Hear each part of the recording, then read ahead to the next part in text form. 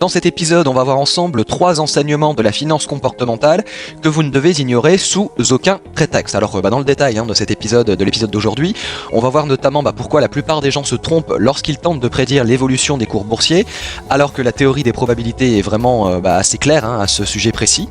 On verra également dans quel cas précis la gestion contrarienne de vos investissements fonctionne réellement, pourquoi la plupart des investisseurs ne l'appliquent pas de la bonne manière.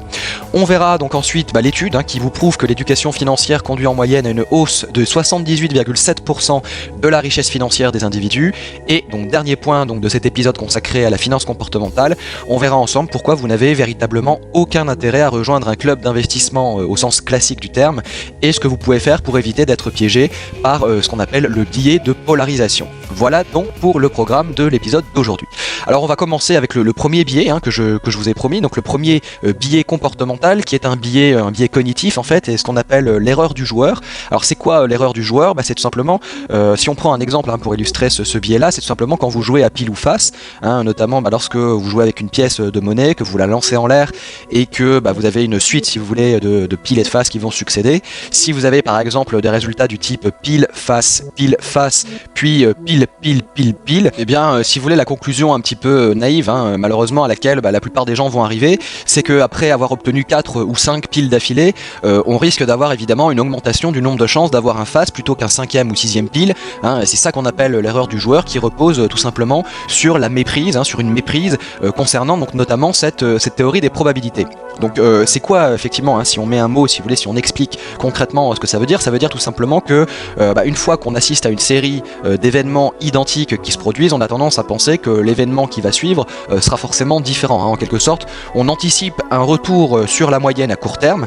alors que si vous voulez, dans le même temps, la théorie dit effectivement que des tirages se répartissent équitablement entre les deux faces de la pièce. C'est vrai, c'est effectivement quelque chose de vrai, mais c'est quelque chose qui n'est vrai uniquement que sur longue période, ça marche pas à court terme, comme on pourrait donc faussement le croire, en concluant par rapport à l'expérience précédente que au bout du 4e pile, enfin après 4 piles si vous voulez, le 5e pile a beaucoup moins de chances de se produire qu'un face qui n'est pas arrivé depuis un certain moment. Donc sur les marchés financiers, c'est exactement le même raisonnement, notamment pour l'investisseur qui croit à l'hypothèse de marche aléatoire des cours, et ce dernier peut tout simplement adopter à tort une gestion contrarienne. Alors évidemment la gestion contrarienne c'est souvent une très bonne idée, on va voir dans un instant pourquoi, mais dans ce cas là malheureusement c'est pas une bonne idée du tout. Encore une fois je le répète parce qu'on est sur des séries qui se produisent sur le court terme, donc c'est encore une fois c'est le fameux avertissement, les rendements passés ne préfigurent pas des rendements futurs, parce que les évolutions de cours sont supposées tout simplement indépendantes les unes des autres, et tout ça ça nous renvoie encore une fois au fameux dilemme du lancer de pièces qu'on a vu ensemble donc au début de l'épisode. Donc si vous voulez, si l'investisseur raisonne de cette manière-là, donc s'il anticipe un retour sur la moyenne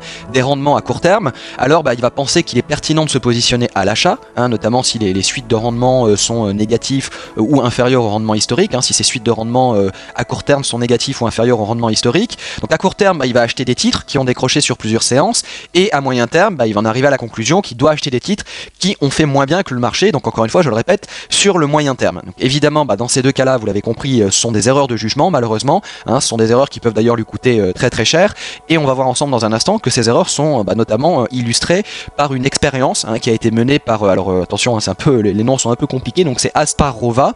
Herzl et Lehman, donc en 2005, qui ont mené donc des expériences sur des étudiants de l'université d'Utah. Donc l'expérience avait été menée notamment sur des séquences, sur 50 séquences différentes qui retraçaient à chaque fois l'évolution sur 8 périodes du cours d'un titre suivant une marche aléatoire, donc sur le même principe, du moins en théorie, que celui sur lequel fonctionnent les marchés financiers. Et donc par rapport à cette étude, si vous voulez, ils ont demandé aux étudiants de parier sur l'évolution du cours à la 9e période, en ayant conscience que le cours suivait une marche aléatoire. Donc il n'y avait pas vraiment de piège, si vous voulez, les étudiants étaient prévenus que les cours fonctionnaient bien de manière aléatoire. Et par rapport aux résultats de cette étude, si vous voulez, il se trouve que les sujets, donc les étudiants anticipaient d'autant plus un renversement que la tendance affichée par le cours sur les dernières périodes était particulièrement longue, mais il se trouve que inconsciemment, les résultats qui étaient obtenus étaient complètement identiques sur une séquence aussi courte que celle des 9 périodes au total. Donc la conclusion, si vous voulez, de l'expérience, c'est que les sujets ont terminé avec une richesse finale de 11,1 $, c'est-à-dire 2 fois moins, une richesse 2 fois inférieure à la richesse qu'ils auraient obtenue s'ils avaient considéré que le processus était véritablement strictement aléatoire. Donc voilà, la richesse qu'ils auraient obtenue c'était 20 $, par opposition aux 11,1 $ qu'ils ont obtenus en se laissant piéger donc par ce biais, ce biais donc qu'on appelle l'erreur du joueur.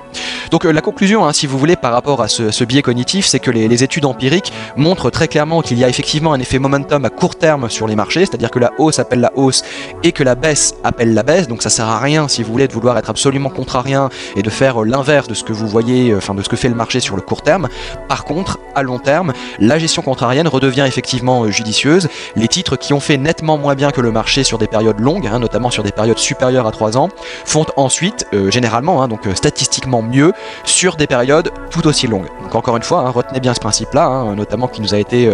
tout simplement, cette conclusion qui nous a été révélée par la finance comportementale. Vous pouvez effectivement adopter la gestion contrarienne, c'est une excellente idée sur le long terme, c'est une très mauvaise idée par contre, effectivement, sur le très court terme. Voilà donc pour le biais qui concerne l'erreur du joueur. Alors il y a une deuxième chose que je voulais qu'on voit ensemble aujourd'hui, qui est un autre enseignement de la finance comportementale, qui cette fois-ci non pas un biais on va dire un peu négatif, mais quelque chose de plus positif, qui est tout simplement donc l'éducation financière des adultes, savoir si c'est quelque chose finalement de plutôt inné, plutôt acquis, est-ce qu'on peut faire quelque chose si vous voulez pour améliorer cette éducation financière des adultes. Et pourquoi on se pose cette question-là, pourquoi la finance se pose de plus en plus cette question-là, tout simplement parce que à l'heure actuelle il vous a pas échappé que les ménages étaient de plus en plus en charge de leur épargne, notamment pour leur retraite. Et si c'est pas le cas, ça risque de le devenir très très rapidement compte tenu de l'évolution du système de retraite par répartition. Donc la question évidemment qu'on peut se poser, qu'on est en droit de se poser d'ailleurs, et qui d'ailleurs m'intéresse aussi tout particulièrement, notamment pour l'école des finances personnelles, c'est de savoir s'il est utile de dispenser des formations sur les questions relatives aux finances personnelles, si finalement les habitudes de consommation et d'épargne ne sont pas quelque chose de définitivement arrêté, de figé, pour lequel on pourrait tout simplement ne rien faire. On pourrait malheureusement ne pas trouver de solution pour permettre aux gens d'améliorer leur éducation financière. Donc il y a plusieurs études qui ont été menées sur le sujet. Si vous avez suivi les différents lancements du séminaire de l'OFP, vous savez qu'il y a des études notamment qui ont été menées par l'université de Stanford aux États-Unis. Je ne vais pas revenir sur cette étude-là. Par contre, il y a une autre étude dont je voulais vous parler aujourd'hui, qui je pense est également très révélatrice, extrêmement intéressante, qui a été donc réalisée par un chercheur qui s'appelle Luzardi. Et cette étude donc a été menée sur l'impact de la formation financière, donc de l'éducation financière, sur la richesse des ménages. Alors heureusement pour nous, tant mieux pour nous, Luzardi a bien fait les choses, puisque les données qu'il a récoltées ont été tout simplement récoltées dans le cadre d'une enquête nationale qui a été menée sur les retraités américains, et qui notamment donnait des renseignements sur leur richesse, sur ses différentes composantes, sur leurs caractéristiques démographiques, sur leurs revenus, sur leurs préférences, et surtout évidemment extrêmement important, si oui ou non ces derniers donc avaient suivi auparavant une formation financière, un séminaire d'éducation financière. Donc le premier constat auquel Luzardi est arrivé, c'est que les individus ayant assisté à des séminaires d'éducation financière étaient à la fois mieux payés et mieux éduqués que les autres individus. Alors évidemment ça suffit pas, parce que ça,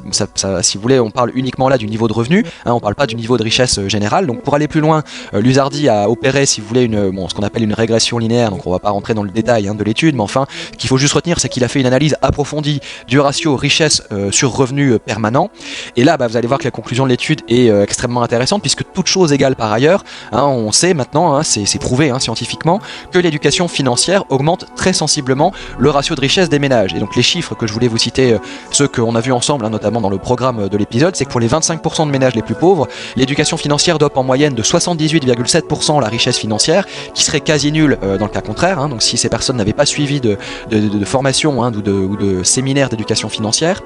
Alors je vous vois venir, vous allez me dire ouais mais moi je touche déjà bien ma vie, je gagne déjà bien ma vie donc je suis pas concerné. Alors, évidemment c'est le pourcentage de richesse financière sera certainement moins impactant pour vous. Il n'empêche que toute catégorie socio-professionnelle confondue, le niveau de richesse nette incluant donc les pensions par exemple, qui était donc l'augmentation si vous voulez du niveau de richesse nette de n'importe quel individu, était donc de 33%, de 32,7% à la fin donc de l'étude qui avait été menée par Luzardi. Donc vous voyez que finalement quel que soit votre niveau de revenu, vous voyez qu'un séminaire d'éducation financière va vous profiter, et puis d'une certaine manière évidemment c'est normal que ça profite davantage aux individus qui font partie des ménages les plus pauvres, puisque en l'occurrence évidemment proportionnellement parlant ces individus là touchent déjà des revenus inférieurs aux revenus des individus qui sont déjà riches. Donc évidemment ça va d'autant plus leur profiter une fois qu'ils auront eu les bonnes connaissances, qu'on leur a transmis les bons outils pour prendre en main leur avenir financier. Donc voilà, hein, je voulais revenir sur ces résultats-là. Je pense que c'est aussi intéressant, notamment pour les individus qui se demandent un peu toujours s'ils vont en avoir pour leur argent lorsqu'ils s'inscrivent à un séminaire d'éducation financière. Alors, évidemment, hein, je prêche pour ma paroisse, mais en tout état de cause, retenez bien que, encore une fois, l'éducation financière, c'est quelque chose de nécessaire, c'est quelque chose qui est vraiment bénéfique si vous souhaitez augmenter votre niveau de richesse financière. Voilà donc pour ce qui est de l'éducation financière des adultes. Et il y a une dernière chose dont je voulais vous parler aujourd'hui dans cet épisode, c'est donc le fameux troisième biais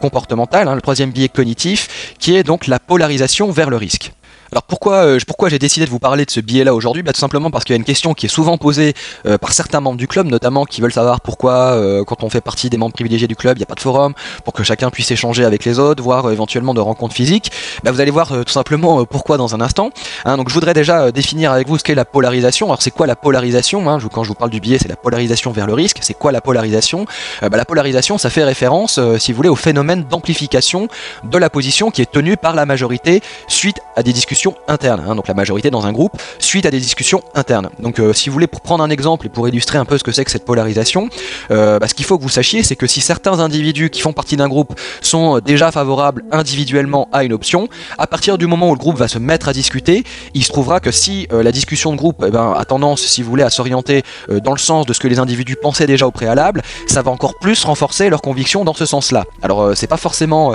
c'est à la fois une bonne chose, à la fois une mauvaise chose. C'est à la fois une bonne chose parce que évidemment, si la décision est bonne, ça va tendre à aller vers la bonne décision, sauf que malheureusement, quand c'est la mauvaise décision qui est prise, ça a aussi tendance à aller d'autant plus vers la mauvaise décision. Et ce qu'il faut que vous sachiez, c'est qu'il y a deux types de polarisation de groupe qui sont d'ailleurs complètement neutres, c'est-à-dire qu'ils peuvent être à la fois positifs ou à la fois négatifs. C'est qu'il y a un premier type de polarisation qui, je vous en parlais dans la présentation de ce troisième biais cognitif, qui est la dérive vers le risque, c'est-à-dire quand le groupe a tendance à prendre une position plus risquée que celle que n'aurait pris en moyenne chacun des membres pris séparément. Et vous avez donc l'opposé, c'est-à-dire la dérive vers la sécurité, quand le groupe a tendance à se montrer plus prudent que ses membres considérés de manière individuelle. Mais dans les deux cas, évidemment, ce que vous devez retenir, que ce soit une dérive vers le risque ou une dérive vers la sécurité, c'est que la prise de décision est malheureusement biaisée par les discussions que le groupe entretient, que le groupe peut avoir une fois donc que les individus se sont mis à échanger sur un sujet. Donc il y a une étude évidemment qui vient corroborer un peu ce que je suis en train de vous dire, une étude empirique qui a été menée par Barber et Odin en 2000, notamment, et qui donc confirme la dérive vers le risque et notamment l'excès de confiance des groupes lorsque le marché est haussier. Et pour ce faire, si vous voulez, ces deux chercheurs se sont penchés sur l'analyse des opérations qui avaient été réalisées par 166 clubs d'investissement entre 1991 et 1997, qui était d'ailleurs une période boursière particulièrement faste. Et donc les résultats qu'ils ont obtenus, c'est qu'ils ont réussi, si vous voulez, à montrer que les clubs d'investissement s'étaient montrés davantage investis dans les actions à fort bêta. Donc c'est quoi les actions à fort bêta ? Le bêta, c'est un indicateur de risque, si vous voulez, qui mesure l'amplification des évolutions de marché pour le cas de l'action individuelle. Donc ça veut dire, si vous voulez, que ce sont des actions qui généralement ont tendance à avoir une forte volatilité. Si vous voulez, la tendance des clubs à investir davantage dans les actions à fort bêta, dans les small caps qui sont par nature un peu plus risqués que les big caps et les valeurs de croissance, si vous voulez, ils ont montré que ces clubs ont eu tendance à investir dans ce type de valeurs davantage que les investisseurs particuliers pris encore une fois de manière individuelle, alors que dans le même temps, et j'insiste évidemment parce que si vous prenez un risque supplémentaire mais que vous avez un rendement largement supérieur, évidemment la prise de risque supplémentaire peut être légitimée, mais il se trouve que là en l'occurrence, dans le même temps, les prises de décision ne permettaient pas d'obtenir des résultats supérieurs en termes de performance, puisque la conclusion à laquelle arrivaient, si vous voulez, les deux chercheurs, c'était que les clubs d'investisseurs avaient sous-performé le marché de 3,7% par an sur cette période-là, et c'était exactement la même conclusion, puisque pour les investisseurs individuels, puisque les clubs d'investisseurs, les clubs d'investissement avaient sous-performé de 2,3% par rapport aux performances qui étaient obtenues par les investisseurs individuels. Donc encore une fois, vous voyez que la conclusion de tout ça, c'est que l'efficacité de l'investissement par le biais des clubs d'investisseurs en classique, évidemment, je ne vous parle pas du club de l'EFP, puisque dans le club de l'EFP, on dispense principalement du contenu, vous prenez vos décisions de manière complètement responsable et individuelle, donc ça n'a rien à voir. L'efficacité donc des clubs d'investisseurs classiques est très discutable. Donc la solution, encore une fois, et je le répète parce que sincèrement, vous ne pouvez pas faire mieux si vous voulez quand vous voulez vaincre votre peur d'investir. La solution, c'est pas d'essayer de rejoindre vos congénères investisseurs pour vous rassurer. La solution, c'est de commencer par vous-même seul, petit, par exemple avec un parking lorsque vous cherchez à investir sur le marché immobilier, ou avec un compte de trading virtuel sur le marché boursier, histoire de vous faire la main en prenant le minimum de risques. Et une fois que vous avez pris confiance, évidemment, il sera temps de vous lancer, quel que soit le type de marché considéré. Voilà donc pour l'épisode d'aujourd'hui, donc consacré aux 3 enseignements de la finance comportementale que vous ne devez ignorer sous aucun prétexte. C'est la fin de cet épisode, j'espère qu'il vous a plu, vous avez appris des tas de choses utiles, et je vous dis à très vite pour un nouveau podcast. Salut!